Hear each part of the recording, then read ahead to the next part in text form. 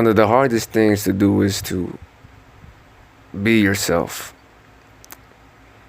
Something that Bruce Lee taught me is be yourself in your truest form without any form of trickery on yourself or on others.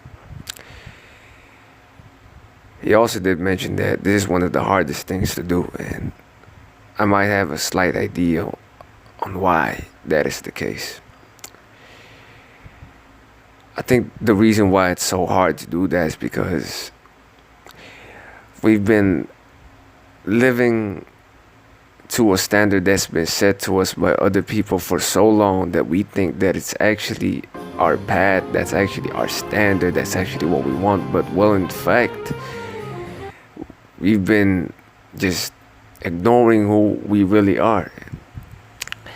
Now, if you're gonna ask me, how do we really know who we really are? And I think that's where Bruce Lee's concept of feel, don't think, feel, don't think comes in.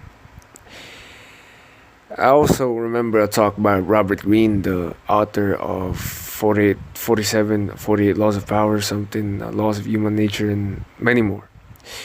And he mentioned something called primal inclination, in which one has to remember what he loved doing as a child.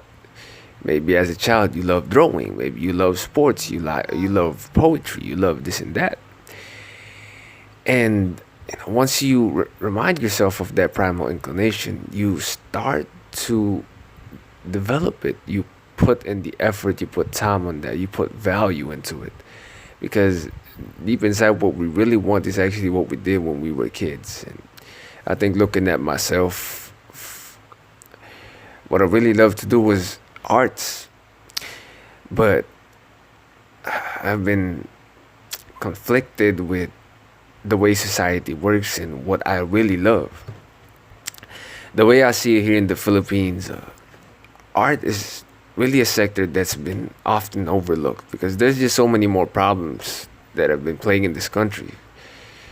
A lot that I don't really want to mention. I don't want to get into that. But yeah, I really love poetry. I really love to sing. I love to rap. I love to act. But the way society is built here in the Philippines is that, it's a 1 in a million chance. There's no future there, this and that. I hear it a lot from my parents and from other people. Why are you in the art sector? Is there really something you can achieve there? And there's a reason for that, because there's some reality into it in what they say. They won't just say that out of the blue. But to be honest, yeah, it's a hard reality. But it's now a choice between what you really love to do, if you're willing to fight for it regardless of financial gain, status gain, or whatever else type of gain you may get, versus what is the more practical. It's the battle between what you love and what is more practical. That's why I started to understand why our parents would say, well, specifically Asian stereotypes would go with, now become a doctor, become an engineer, become this and that.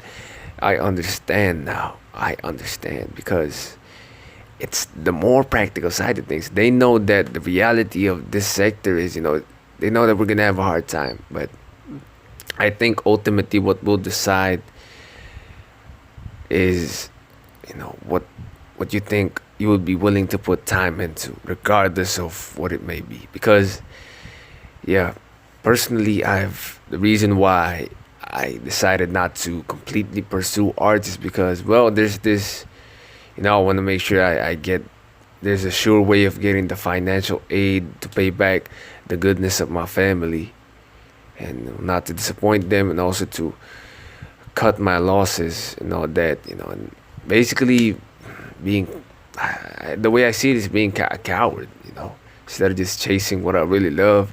I decided to go with what society sets the standards for, and eventually the future I see is, well, man, what the hell, man? Who am I to actually foresee the future? That's something, you could also always think about, living in the present. living in the present, that's another topic for another video. Something I really love to talk about, but just to, you know, give a brief explanation or give my thoughts about it. Living in the moment requires self-awareness and just also making peace with your past. And that's one of the hardest things that we can do. But yeah, it is what it is.